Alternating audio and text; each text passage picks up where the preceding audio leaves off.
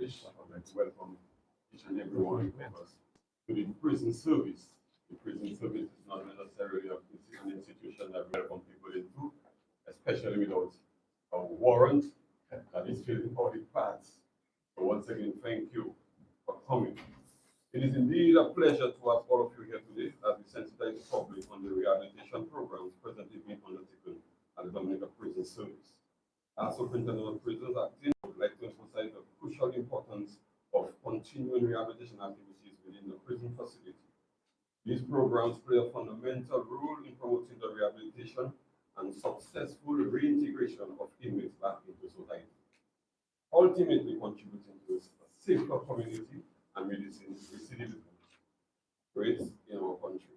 Our department places a strong emphasis on providing inmates with opportunities for skill development and personal growth. We have at present candle making and soap making module offers a practical and creative outlet to learn new skills, fostering a sense of accomplishment and potential for future employment opportunities upon re-entry into society. We have our English and social studies classes are designed to enhance inmates' educational backgrounds and equip them with essential knowledge and communication skills. These classes not only support academic growth, but also encourage critical thinking, self-improvement, and a deeper understanding of the world around them. Furthermore, ongoing literacy and drug prevention unit programs are vital components of our rehabilitation efforts.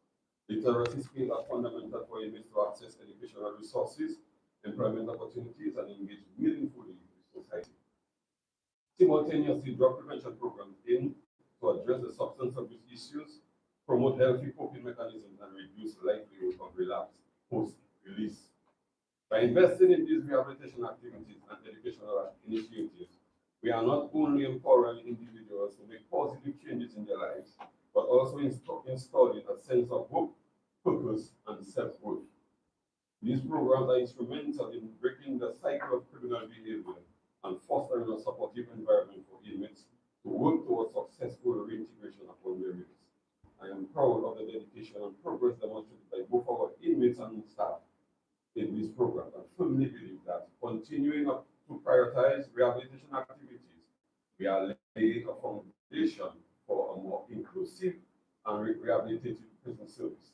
Thanks to the Minister of National Security, the Permanent Secretary, Staff of the Ministry of National Security and Legal Affairs, also Additional Augustus for supporting us. Together, let us reaffirm our commitment to rehabilitation, education, and personal growth as essential pillars of the prison service philosophy. Thank you very much.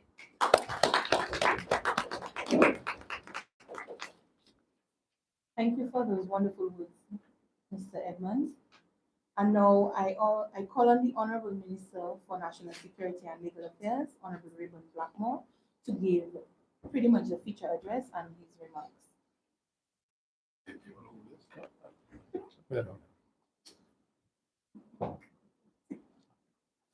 Thank you very much, Madam Chairperson.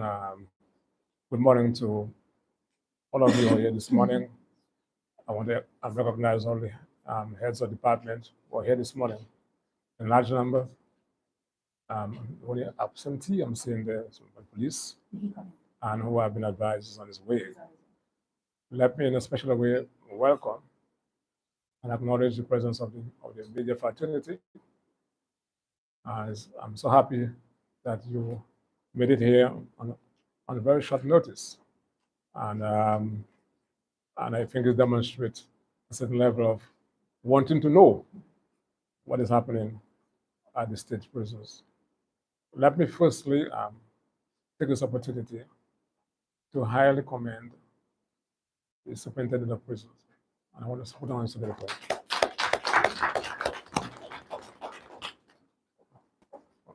I have to pause because I see the Chief of Police is coming there.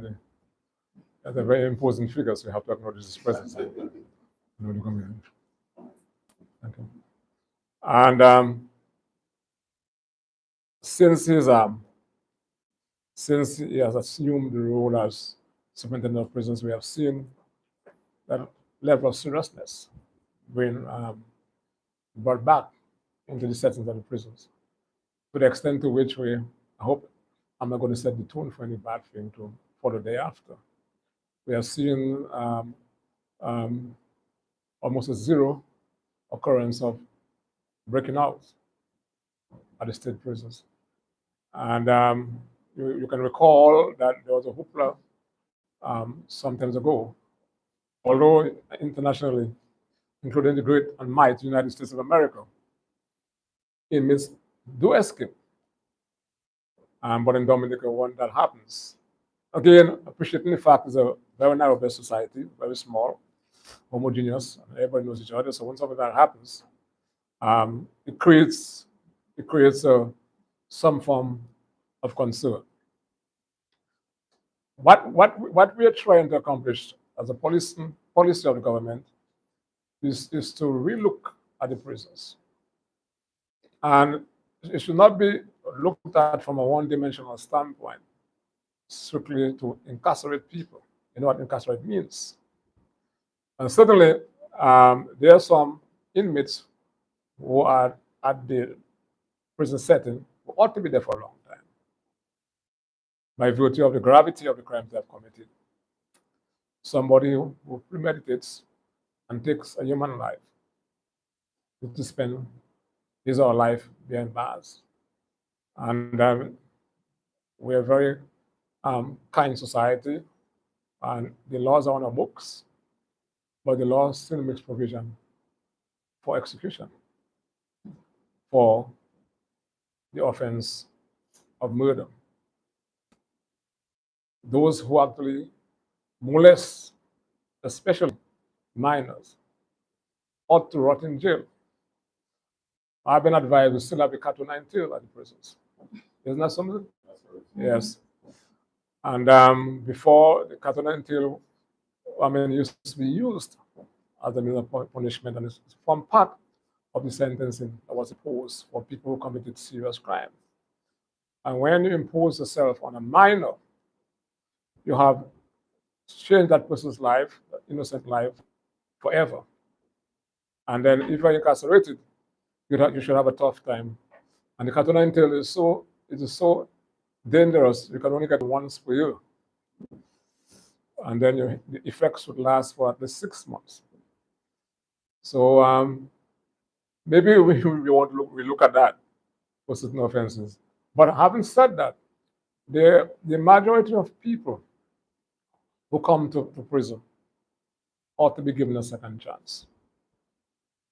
And when they leave the prison setting, therefore, they ought to be better individuals, ready and equipped to contribute towards mainstream society. So as part of the menu of programs within the prison setting to rehabilitate our inmates, we have been, over the years, doing a number of things. And so we are here this morning just to give an appreciation as we attempt within the prison, being led by the superintendent of prison. And of course, I also want to commend your staff, Mr. Edmund, for the work they have been doing, and to really actually try to help our inmates here. We have designed and assigned a costing to a rehabilitation center that will actually be like a center of excellence within the prison setting. So vocational skills can be taught to our inmates in various disciplines. And that is something we're going to actually pursue with a high degree of intensity. And of course, that is something that the Prime Minister made reference to. And the ministry therefore has to give credence to the policy or statement issued by the Prime Minister. And we are committed towards that. The design is completed, and we'll be heading towards that. So I'm happy that as we speak, we have a number of inmates who are pursuing the CXC in English and social studies as we speak. And of course, we are now on the last day of a training module where inmates are being taught as to how to make soap and candles. So when they leave the prison setting, that is something they can do as form of enterprise development and to engage themselves and to create some kind of livelihood and to contribute to our society. And we're happy that there has been a sense of enthusiasm in that class, and you'll be able to suggest now some of the work of the inmates. And that is precisely why we are here this morning not to have a long and tail and drawn out talk show here today. And, I like talk shows too sometimes, with my designs. But today is just to appreciation that can inform the talk shows that there's good things happening in the country. And we need to celebrate and give currency to. We are also pursuing, because I believe that the prisons to get involved in the creation of a number of things, like costumes. So we are going to pursue custom building costs and leathercraft and woodcraft, because we have the labor pool there. So not only regionally but globally. So if you plan to come to Dominica Carnival, you want to buy a costume. The prison ought to be able to make some costumes. It's not so superintendent. Build some costumes. And we get the material and build costumes so you can come to the prison to get a costume, and that money can be used to feed the prisoners. You understand what I'm saying? The next thing that we're doing, and we're just awaiting the completion of the secondary fence to further enhance the security of the prisons. Because you don't want inmates while they're farming to be jumping over the wall and getting into Fogoli. So we used to have is an agricultural program focusing also on animal husbandry also. So we believe that because we spend something like $15,000 a month for dashing, because some of the guys don't want rice, they want dashing, and the law mandates the state that there's a certain quantum of food you must give an inmate. You understand? You must give them certain quantum about the food they get in only flour. That is not true. You understand? That's not true at all. And is that true, sir? Thank you very much. I'm not knowing that, after that call. That's not true. So that's not true. You have to give them certain quantum.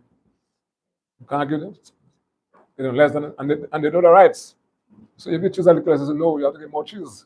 You have to give them a certain quantum of meat. It's not so, sir. All right, thank you. Right. So that's the reality. And so what we are concerned about in the ministry and the government by extension is to bring all the facts out there. Ultimately, it's up to you to make a decision as to what they want to accept, what they want to accept falsehood, what is factual. That is an individual, choice that you have to make. I'm for trying to disseminate and transmit the truth. Right? So we have actually contacted someone, a local, we're trying to engage locals, to be the instructor for the custom building and the leathercraft and the handicraft and the woodcraft. We had an excellent individual, Mr. Richards, who studied. This guy is immensely talented. I've never seen a guy so talented. Richards. What's his name again? He's calling a commandant. Huh? Major. I mean, he started the program at the prisons in woodcraft and leathercraft, and it was amazing to have seen the kind of shoes that the inmates were building. And then, but he had to migrate, and we were hoping that we could have him further contracted to build that into an enterprise and to get the inmates one leave and to just do something for themselves. But as I end on the issue of the farm, that is something to me that I'm very, very much passionate about. But I believe that the prison ought to be able to grow its own food. It's dashing, it's fake vegetables, and to provide even to the infirmary in the hospital. And so that is something we're working on. And we had a challenge with staffing, and we're actually building on that. We're taking a decision for cabinet to create additional positions, 27. And we are coming in, of course, we're getting new a new intake into the prison system. But of course, a prison officer has to be vetted. So it's not like you just wash your foot and come. And you have to make sure that the person is of a particular caliber. And sometimes when the person reaches after a day or two, the person says, okay, that's not something I want to do. It's a calling. So we are looking at the prison from a holistic standpoint. Things that we are going to be doing is placing emphasis on not only, as I said, incarceration, but corrections, which is critical, corrections. And I think we're getting there. Mr. Edmond, of course, is very much supportive to the ministers on that, view on that, and government policy on that, to place emphasis on rehabilitation. So, in time to come, in due time, you'll be seeing the plan for the prison unfolding. And of course, this rehabilitation center is very dear to my heart, and of course, it's something that the Prime Minister wants to see also. And the building look nice, and we're going to be accused of building a college within the prisons. But at the end of the day, some of us can get to prison, not for killing somebody, or stealing. Anything can happen to us. You can be driving a vehicle and you get into an accident. Somebody dies and something happens with evidence, etc. In terms of when I say something happened, maybe you were under influence. You're not supposed to drive drinking. No? You see? And you can be charged for that. And you can end up going to jail. So these are things we have to ponder on. You understand? And yeah, there are some folks, of course, because some folks, when the chief magistrate is there, when it's Christmas is coming, and the chief magistrate or the magistrate is giving 6 months, say, why are you giving a suspended sentence? So, no, I want to go to jail. Christmas is coming because my meals are short. There are some people like that. Isn't? But most people, and every normal person, would prefer his or her freedom. Do you get my point I'm saying? Right? So I want to take time out right now because already comment heads of the department. I'm not the easiest person to work with. Because the fact is, we have to get the work done. My vocation is to serve the people of Dominica and to ensure that the policy of this government, that's not this, the policies are enacted. And I'll do what I have to do. To shift mountains, to shift chairs, understand? Make sure that they're done. Understand? Once we can do that, I'm cool. But I don't have the capacity to own anything and anybody. But it's getting done. And so far, I think that we're doing that. And that's a manifestation of what we have been doing. My last point has to do, we have heard over the past, as to the congestion at the prisons. And people who are on remand. When you're on remand, you're not sentenced. So, but I still believe that you have to be treated with that sense of humanity. And there are many people within the system, let them talk, who pretend like Dominica was just normal over the years. Bro, we had Hurricane Maria. When Hurricane Maria struck, the chief magistrate would walk in most times during the journey from Rosewood to Boston. And so on. And today, am I lying, chief magistrate? Thank you very much. And so I cannot be telling a lie on a chief magistrate. And I'm exposed myself to legal jeopardy. No. So I'm saying, and they have to, the DPP office, they have to reconstruct files. There was no court for 2 years. Then we had COVID. No country in the Caribbean had Hurricane Maria. Certainly, you're going to have backlogs. The question is, how do we move forward and put systems in place with a work plan to address the backlog? But the courts have to be mindful of that also and assist the state, isn't that so? And we have to also take into consideration the public interest and the public good. Do you understand what I'm saying? So it's not to say like the state is just sitting there and doing nothing to try to address the backlog. What we have done on the issue of remands, we have just completed a new section for the remand section where we are going to ensure that the inmates who are on remand, they have access to washroom facility. So we have 33 cells that have been standardized. And the inmates can be held individually in each cells, and they have access to at least washroom facility, a toilet. Is that something, sir? Thank you very much. Thank you. Okay, so we're doing all that. I have 33. And as we speak, I want to compliment the superintendent because towards the end of the contract, the prisoner had to come in to complete that project. because they have the talent within the prisons. There are people who can weld, but we have to cross-check the welding because we want to make sure the integrity of the welding is what we want and what we need. So we're going places at the prisons. And I want to commend you, sir. And we have just received money, and thank you to the Prime Minister, or Minister and the Minister of Finance, of over $200,000 to upgrade our camera system at the prisons and to observe every aspect and every angle of the prisons. And we're going to introduce scanners. And everybody coming into the prison setting, including prison officers, have to go for a scan. And we'll get independent people to man the scanners. Because I'm very much serious. Unless somebody is apprehended and taken before the court and come back to the same prison that he used to be supervising, this foolishness of bringing in objects to the prison and the things that should not be there, and drug, etc., will not stop. So it's a costly exercise, and the cameras was almost more than $250,000 to invest. Plus, we have actually received the money over $150,000 for the scanners, and the scanners will be installed at the prisons. And also, everybody, including prison officers, have to be scanned, their bags upon leaving, upon entering. I'm sorry for that, but that is what we have to do. We have to guard the guards also. Understand? I know it doesn't bother me, but we have to do what we have to do.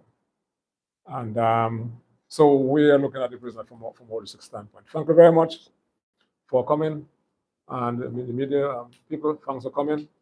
And the EmoNews there, where are you? Thanks for coming, yes. Anybody looking at there? Yes. Yes, you can ask a question, but within the context of why we're here today. Within the context of what we discussed here today. Yeah. Yeah.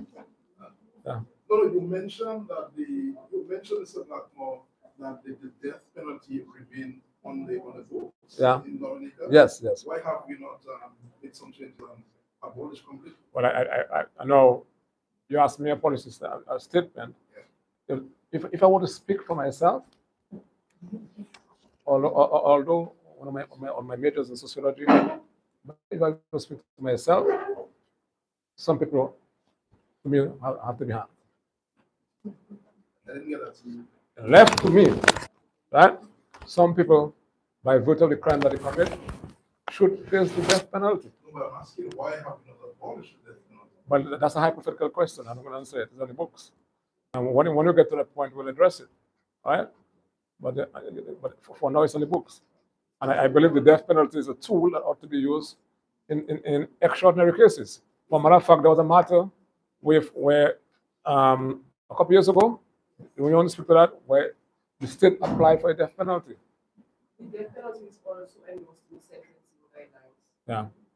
So it's not only legislation. The sentencing guidelines coming from the Supreme Court. Yeah. It's also endorsed in those guidelines. Mr. Blackmore. Yeah. Speaking within your brackets there, you spoke about security and the need to provide scanners in the prison. I'm aware, sir, and this information is coming from inside the prison, sources from within, that in recent times, I don't know how much information you can provide, that some prison officers duplicated some keys to certain cells in prison. Can you provide information about that? If not true, you can say it's not true. Well, the thing is, what I can say to you is that within the national security apparatus of the state, there are certain things that the minister will never say. But I want to commend the prison because for the work that we have been able to do, led by the prison, working in concert with the police and all other players. Anybody who have those kind of perverted minds will be actually identified and dealt with within the spirit of the law. That's all I have to say. And we are going to put systems in place to mitigate against what you just spoke about. So the prison is secure as we speak. Well, the mere fact that we have not had a break-in. How long, sir? Breakout, sorry. And the prison is secured, and security is a thing that they have to continue to upgrade and update. You get my point I'm saying? You just made reference about additional cameras. And these cameras there have the capacity that you have not seen in Dominica. I cannot say that publicly. And now can I say where the cameras going to be installed? That is for the minister to know and the superintendent. That's what I'm saying? And the police chief. But we are going to go after everybody and every player who are interfering with the state security. And we have certain laws on the books that have not been used. You say, oh no, smart laws are wrong, but they're reading the wrong laws. And if I'm not the wrong laws, they see the law as to how they think the law ought to be and not how it is. You know what I'm saying? I want to hear them talk. But you have laws and certain actions that actually border on treason. And you can be held at the state prisons without bail while the matter has been heard. And those laws were not passed by the Honorable Mr. Skerritt. He met them there. They were passed in the 80s, eh? And they're there. Just to be mindful. Now, whoever the minister is can prohibit, by way of an order, people from entering the prisons. And the police chief can arrest any such person. So the minister can declare a certain parameter within the prison, restricted under the Prison Act. So we have ways and means to deal with the security of the prisons. And so far, Mr. Edmund, I want to join the men for doing a tremendous job, but we're going even further and to enhance the security of the prisons. And we're also able to see from the sky too. You see, a lot of people who are doing their things on March 19th do not know whether they've been watched, looked and watched, you know. From all angles, even under the feet we were seeing. Yes, what I'm saying? Anyway, Because investigations into that matter is complete. which matter is that? Investigations. I've not told you about anything like that. So if you want to your inference, that's a logical inference you have drawn from what I said. You might partner. That's I'm not saying that. I'm not saying that you have not heard me made reference to that publicly, and there's a reason for that. Well, I should say to you that I have the confidence in the prison staff and the superintendent of prisons, and you're going to have bad actors everywhere in the world. You have them in the churches, you have them everywhere.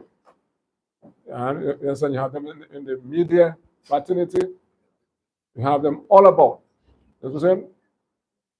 But I do not concentrate on the bad actors. I concentrate on the good actors. But the good actors are in the middle, isn't that so?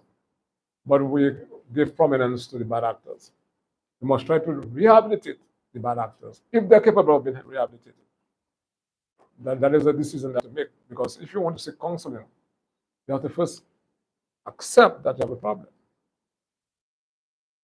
That's what you're going to win. But folks, you have other things to do. I have to go work for. I don't have much time. Yes, ma'am. The only reason I'm going to answer you from my area, Picati. Okay, but you spoke on your rehabilitation center, but cost was not provided. Would you be able to provide us with an estimate as to how much it will cost the state to build that center? Well, I can say to you from nothing is cheap. We're looking at it from the estimate that I've seen is $6.5 million. Yeah. What about the population here at the prison, Mr. Blackmore? I know we're talking about rehabilitation, but do we have a concern about the population at the prison? No, I'll tell you why. When I was a minister, I've been around for a while. Mr. Chatter was Mr. Chatter was, I wish him well. Mr. Chatter, a great Dominican, was the superintendent of prison. We had 300 something people at the prison. 300. That was in 2007. They had about 300. The population now is 200 how much? 251. So we're not at the capacity of the prison. But to me, I want it to be less than that. And one of the issues that we have had, why the population is that high, there were a number of people in remand. And a number of people are there for murder. And it's as a consequence of the Hurricane Maria, COVID, etc. Right? And then that. So what we are looking at, although we have a paper committal system, to see whether further amendments can be made. Now in Trinidad, they have circumvented the paper committal. Paper committal is a way where you have the defense and the prosecution agreeing, right, to commit the matter straight to the High Court. That's basically what it is. And the lawyers are signing off on behalf of his client. What's happening right now? You still have a trial within the magistrate court, although you have a signed paper committal by both parties. That should not be the case. But in Trinidad now, what they have done away with paper committal. And some of the, I think in St. Lucia also, they have done that. But what is happening, you have a backlog at the Supreme Court level. So what you had at the magistrate court now is not happening at the Supreme Court level because you don't have enough judges. Understand? So it's not an easy matter. What you need is diligence from all levels. And people will recognize that they represent the state. And of course, the public interest have to be measured, not only from the standpoint of the public, but the accused to interest has to be considered within the public interest. You get my point? And how do you strike a balance? You get my point? So we are looking at that. We had an issue with caveats, etc., and other issues. When I met with the Bar Association, we have gotten a full judge to deal exclusively with caveats, etc. From a magistrate court standpoint, as from the 1st of July, I've instructed that we're going to have night court. We have just approved for the engagement of an additional magistrate, and who should be up and running very soon. And we're looking for more. And we're going to further enhance downstairs of the magistrate court building to see how we can accommodate the family court. Family court downstairs, because we have enough space and to do that. So we are pursuing that thing almost by way of precision, and we are not the worst in the Caribbean.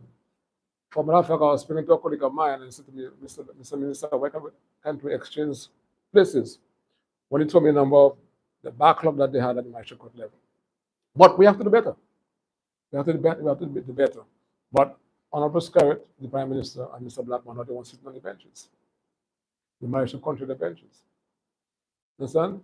And for me, when the prosecution, it has been highlighted. But when lawyers are attending court, and they don't have the courtesy to send the appropriate documentation if you're sick, I mean, that's a concern. So we have to address all those issues. And the people who are actually taking advantage of the system. You know? But again, when you have some people who have core responsibilities and they lead dignified fraternities, professional fraternities, that's supposed to be value-free, impartial, speaking for the public, and being part of the guardrail, speaking as candidates, we have a problem. You have to make up your mind what you want to do. Whether you want to be a political candidate or you want to be leading a fraternity. You understand? And when I had to run for politics, I had to resign my job. And even when I did that, my very good friend now would say, "You're going to take your statement to court because I did not give enough notice to resign. I was a public officer." So, yeah. Thank you very much. So we're going to do the walkthrough, folks, and then we have some snacks for you. Thank you, Matt, for coming. I appreciate that. Thank you, sir. Thank you very much. So, Mr. Edmund, you will lead the walkthrough? Yeah. Oh. Thank you very much. One love, man. Oh, my good partner, man. I like a song, you know. A big song, you know. Dollar. Dollar. Thank you very much. We'll talk about it. We'll talk. Oh, sorry, man. How much for that?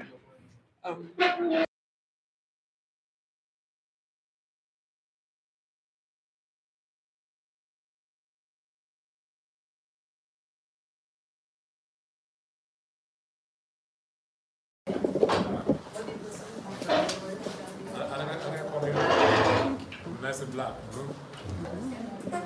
What's the system?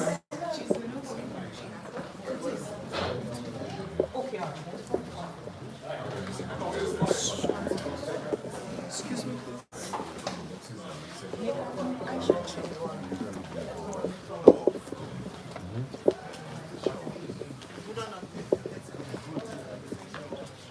Oh my, great.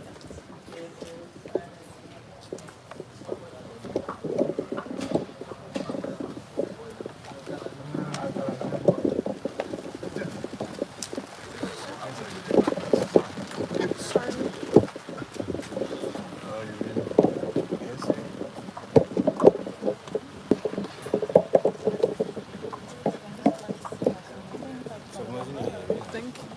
So pass it on to them.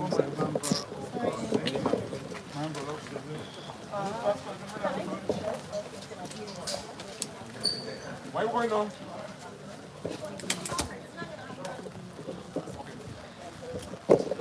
And a special good morning to you, our lovely viewers. This is Team EmoNews accompanying the Minister of National Security for a walkthrough of the Dominica State Prison.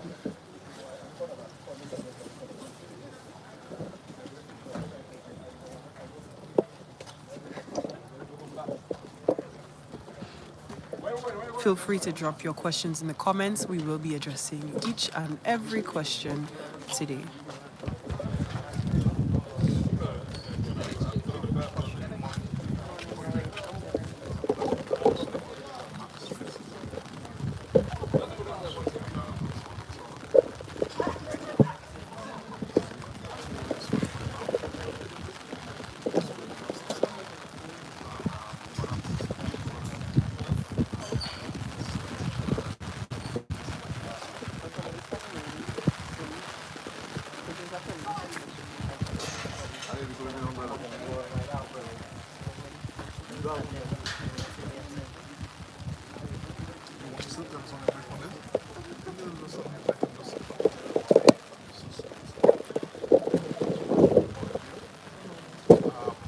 Any concerns about lack of magistrates in Dominica now?